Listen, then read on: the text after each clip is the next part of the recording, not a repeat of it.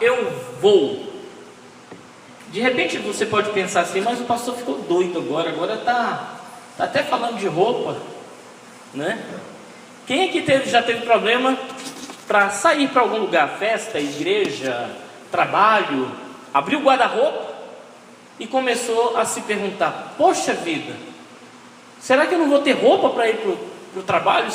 Eu não tenho roupa para ir para a igreja, eu não tenho roupa para sair, eu não tenho roupa para ir para a festa, com que roupa eu vou? Você já teve essa dúvida? Só quem teve, respira aí, só para eu ver. Ah, tá. Acho que todo mundo já passou por essa situação, né, de pensar e começar a se questionar com que roupa é que vai se apresentar ou vai estar em alguma situação. E eu quero convidar você nessa noite a que a gente faça essa pergunta seriamente para nós mesmos, diante do Senhor e para a palavra de Deus. Apocalipse capítulo 7, verso 2 e 3. Na verdade, versos 13 e 14.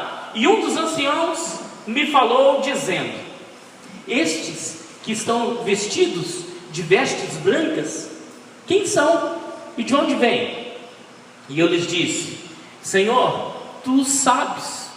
E ele me disse: estes são os que vieram da grande tribulação e que lavaram as suas vestes e as branquearam no sangue do Cordeiro. Meu Deus e meu Pai, nós precisamos entender a tua palavra, precisamos reconhecer, ó Deus, o quanto em nós precisa ser mudado, o quanto na nossa história precisa ser ajustado, para confiar, acreditar e usufruir das tuas grandes e poderosas bênçãos, em nome de Jesus, amém. Você já foi questionado sobre roupa de crente? Quem aqui já foi questionado? Já? É chato, né? Muito chato. Um dia eu estava no monte com a Valdete, eu já contei isso aqui para vocês. Meio-dia, a gente numa situação assim, caótica, buscando a Deus, e a gente subiu lá no Santo Agostinho, no monte do Santo Agostinho, meio-dia, você imagina o sol a pique, sabe? O sol no melhor do seu momento, e nós lá, buscando o Senhor, tá? A Valdete de calça jeans, tênis, eu de calça jeans, de tênis, de camiseta e tal, e buscando o Senhor. De repente, uma menina, uma irmã, veio para Valdete, só apontou o dedão para ela e falou: você é velha. Eu já tenho medo dessas coisas, né? Quando um irmão de alguma linha mais pentecostal olha para mim, me encara muito, você vem algum chumbo grosso para o meu lado. Então ela chamou a Valdete, e a Valdete olhou para mim e falou assim: ora por mim.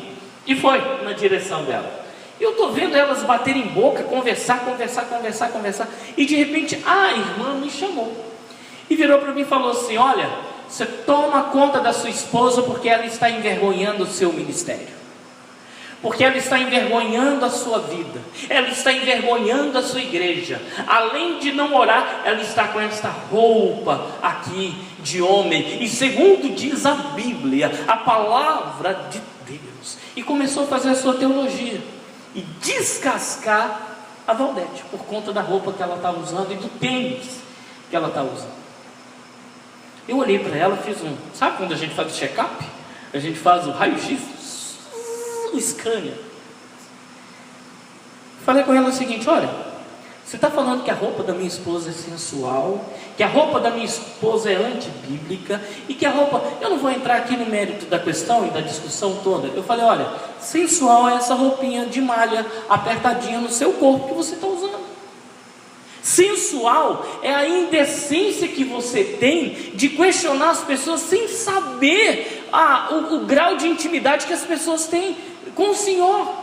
Sensual é o grau da sua acusação demoníaca, terrena e diabólica de encarar as pessoas e julgar as pessoas pela aparência. Isso é sensual. Conversei calmamente com ela, como você está percebendo, e ela foi embora. Isso foi meio-dia. Quando foi 3 horas da tarde, já tinha gente lá em casa conversando comigo e perguntando o que foi aquele bate-boca que eu tive com a irmã no monte.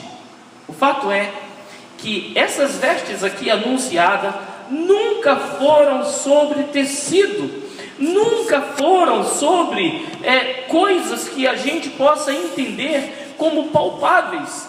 Estas vestes aqui, das quais fala o texto, nada tem a ver com vestimenta cultural.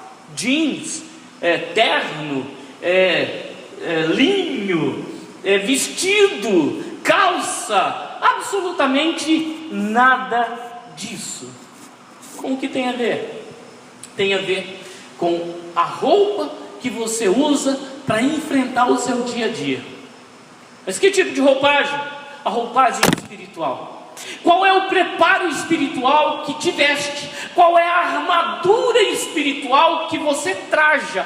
Qual é a vestimenta espiritual com a qual você caminha para enfrentar o seu dia a dia? Nós nunca, graças a Deus, somos diferenciados pela roupa que nós vestimos. Uso terno por uma questão de formalidade, mas usaria muito bem uma batina, usaria muito bem uma camisa bonita igual do Davi, usaria muito bem uma camisa igual do Josias, do Ronildo, porque a roupa não diz absolutamente nada a nosso respeito. Agora, dependendo da roupa que nós vestimos espiritualmente para enfrentar o dia, ou nós vencemos, ou nós somos derrotados. O livro do Apocalipse está longe de ser o livro do terror. Ele precisa ser encarado como a carta da esperança, o manual da esperança. Durante muito tempo eu falei para vocês isso aqui, eu tinha medo do livro do Apocalipse, até parar e ler atentamente o livro do Apocalipse e entender que ele era o manual da esperança. João, ele foi aprisionado na ilha de Patmos aos seus 80 anos mais ou menos, e ele estava ardendo no seu coração o desejo de orientar a igreja que estava sendo perseguida. A ilha de Patmos era uma ilha rochosa, onde se podia ver o mar lá embaixo dos altos penhascos. Não bastasse a prisão e as restrições pelas quais João estava passando, ele ainda tinha sido fritado vivo. Isso que você entendeu. Uma das condenações e das penas que João passou foi ele ser lançado num tacho de óleo fervente. Então você imagina, 80 anos de idade, com a pele toda enrugada por conta da condenação de ser fritado no azeite quente. Segundo especialistas, os seus dedos já eram juntos uns dos outros por causa da fritura. Ele já não tinha muita movimentação, mas ardia no seu coração a esperança de quem estava sendo trajado pelas vestes lavadas pelo sangue do Cordeiro. E ele escreve a carta do Apocalipse como o manual da esperança em código. Só entendia quem tinha tido contato com o Senhor Jesus. Só entendia quem tinha tido contato com a graça do Senhor e com o Espírito Santo. Para muitos era um livro velado, era um livro de enigmas, mas para quem conheceu Jesus, era o livro da esperança. Para que todos tivessem acesso às mensagens da esperança que estavam contidas naquele selo. E ele vai retirando um por um, e ele chega no 6º selo. E ao abrir o 6º selo, é anunciada a ira do Cordeiro. E ele diz: as autoridades tentarão fugir da presença de Deus, mas será impossível fugir da ira do Senhor. No capítulo 6, no verso 10, diz assim: E clamavam com grande voz, dizendo: até quando, ó verdadeiro e santo dominador, não julgas e vingas o nosso sangue dos que habitam sobre a terra? Há uma possibilidade de que nós sejamos marcados nos últimos dias. E eu não estou falando da marca nas mãos, no chifre, eu estou falando da marca da testa. Pastor, você está certo disso? Vamos ler o texto? Vamos ler? Apocalipse, capítulo 7, versos 2 e 3.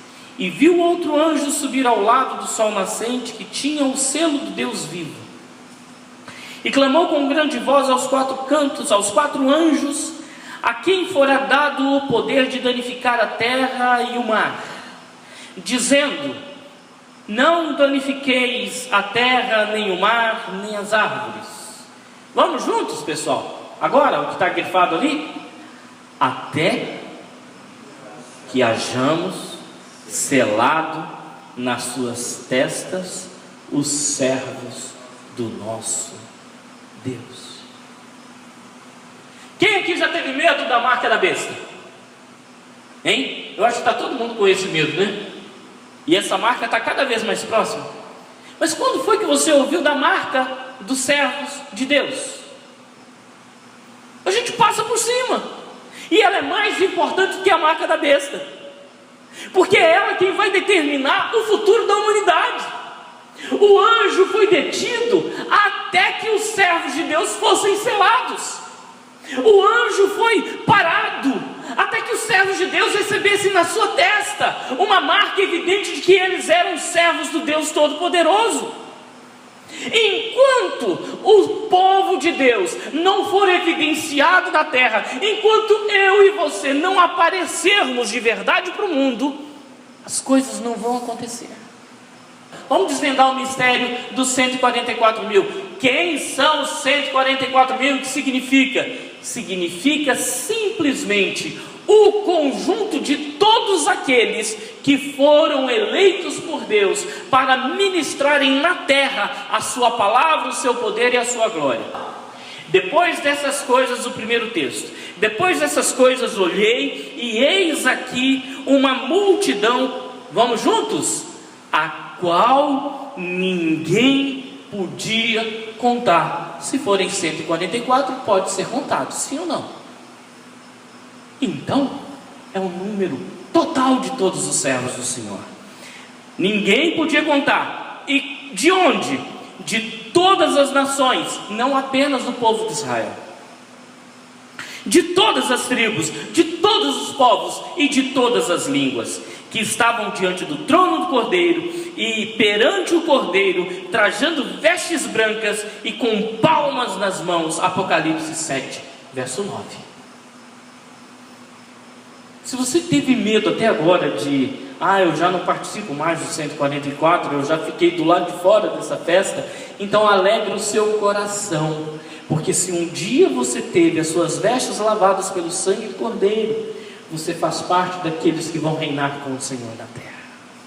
Amém? Mas olha só, verso 14 do capítulo 7. E eu disse: Senhor, tu sabes. Quem são estes? Ele me respondeu: estes são os que vieram da grande tribulação, lavaram as suas vestes e branquearam no sangue do Cordeiro. Vamos a alguns detalhes deste povo. E eu fiz um resumo do texto para você entender. Por isso, quem é este povo? Eles estão diante do trono de Deus, eles servem ao Senhor de dia e de noite no seu templo, eles servem àquele que está sentado no trono, eles servem àquele que os cobre com sua sombra. E quais são os benefícios desse povo? Nunca mais terão fome, nunca mais terão sede, nem o sol, nem algum tipo de calma cairá sobre eles. Por quê? Porque o Cordeiro que está no meio do trono os apacentará, lhes servirá como guia para as fontes das águas vivas, e Deus enxugará dos seus olhos toda lágrima. Para um pouquinho e me responda aqui: o que o mundo mais precisa hoje? Consolo de Deus. Tantas pessoas, tantas famílias enlutadas, tanto medo da morte, tanto enfrentamento ao incerto. O que a gente mais precisa é de nossas lágrimas serem enxugadas pelo Deus Todo-Poderoso.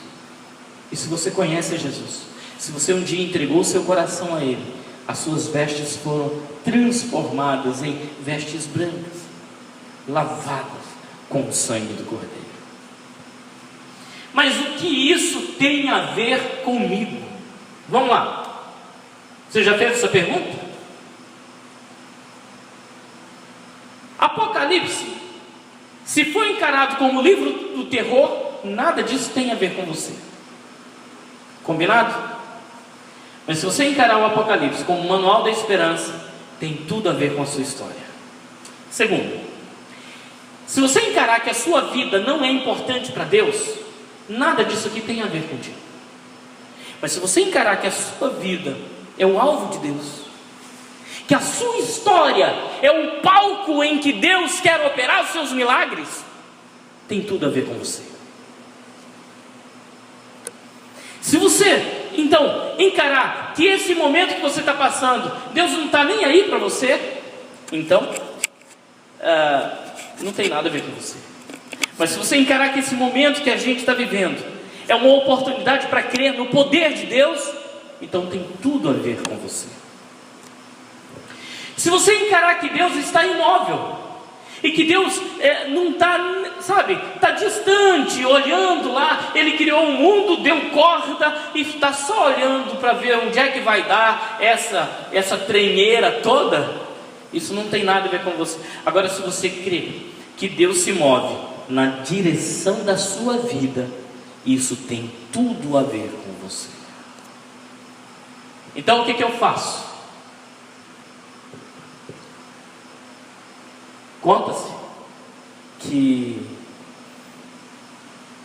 um servo de Deus, uma pessoa, estava indeciso sobre o céu e sobre o inferno. E do lado do céu estavam os anjos e servos de Deus que já tinham provado da graça do Senhor.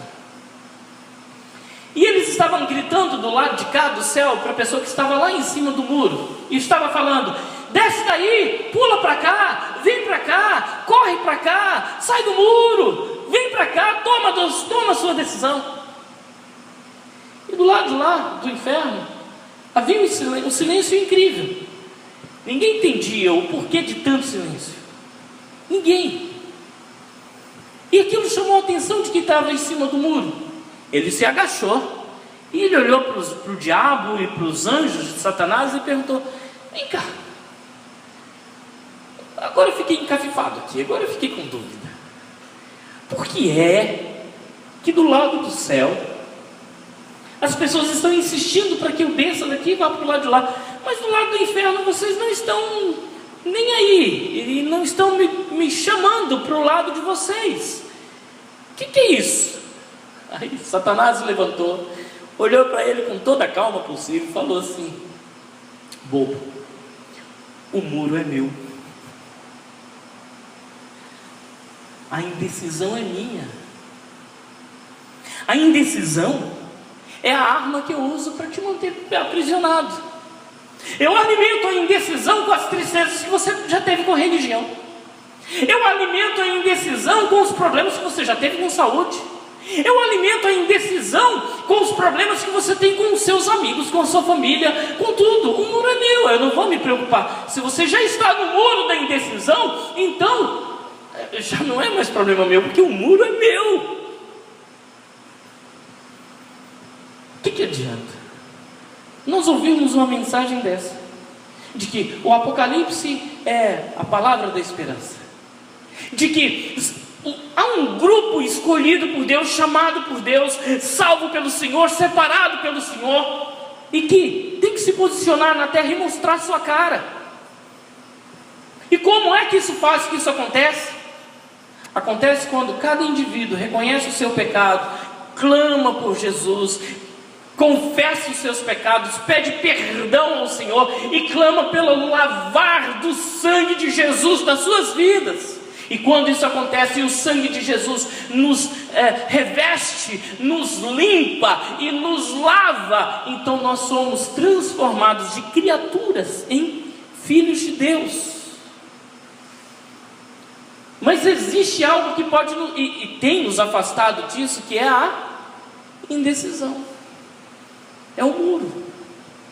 A gente subiu nele e ele é muito cômodo, porque a gente consegue ver os dois lados. A gente consegue ser observador da igreja falha e do diabo com as suas bandejas. A gente consegue ser neutro e isento. Só que a gente esquece que o muro é do diabo, a indecisão é do diabo. Ah não, pastor, eu quero sair disso, eu quero ter esperança no meio do caos. Você tem que descer do muro da indecisão. Não, pastor, eu quero ser diferente na terra. Então você tem que parar de se preocupar com roupa, com trejeitos evangélicos e crentes e religiosos. Você tem que parar de se preocupar com linguajar, se é assim, se é assado que se fala. E você tem que se preocupar profundamente. Primeiro, será que o seu nome está escrito no livro da vida? Será que se Jesus Cristo voltasse hoje e abrisse o livro, ele iria encontrar o seu nome lá? E mais, você precisa se preocupar em ser um agente de transformação da terra. Como? Primeiro, tendo a sua vida transformada, tendo as suas vestes lavadas pelo sangue do Cordeiro. É engraçado que o texto fala assim: quem são esses de vestes brancas? E a resposta é: estes são aqueles que vieram da tribulação. Eles não foram poupados do problema, eles não foram poupados da tragédia, eles não foram, mas eles saíram de lá e estão aqui agora. E as suas vestes são resplandecentes, brancas, branquíssimas, mas foram lavadas com o sangue do Cordeiro. Não parece estranho? Por que isso? É porque o sangue do Cordeiro nos purifica de todo pecado. Deus não está aí, nem aí, para as aparências. Deus quer ver como é que você está diante do trono dele. Porque eu não sei se você viu aqui os detalhes do povo, deste povo, e a Bíblia diz assim: estes são aqueles que servem ao Cordeiro, estes são aqueles que estão continuamente diante do Senhor. Volta lá nos detalhes, só para a gente entender isso. Estes são aqueles que estão diante do trono de Deus. Quer ter sua vida mudada? Sai do lugar comum, exponha-se diante do trono de Deus. Mas pastor, e os meus pecados? Ué, se você confessa os seus pecados, quem é que pode te acusar? Já nenhuma condenação há para aqueles que estão em Cristo Jesus. Mas você também tem que servir ao Senhor dia e noite, e tem que entender que Ele é aquele que vai te cobrir com a sua sombra, e é aquele que vai dirigir os seus passos. Adianta a gente ter medo da tragédia? Não. Adianta a gente ter medo de Deus? Não. O que a gente precisa então? Ter as nossas vestes lavadas pelo sangue do Cordeiro. E o que significa isso? Primeiro, reconhecer que somos pecadores. Segundo, confessar o nosso pecado diante do Senhor. Terceiro, chamar a Jesus para entrar na nossa vida, no nosso coração, e ser o nosso Senhor e o nosso Salvador. Quarto, pedir ao Espírito Santo que cele a nossa vida com o selo da promessa e que escreva o nosso nome no livro da vida. E quinto, nos preparar para sermos usados por Deus, para consolar este povo, para sarar essa nação e para sermos agentes de milagres em o nome do Senhor Jesus. Deus tem um povo na terra, mas esse povo precisa se mostrar. Precisa se mostrar.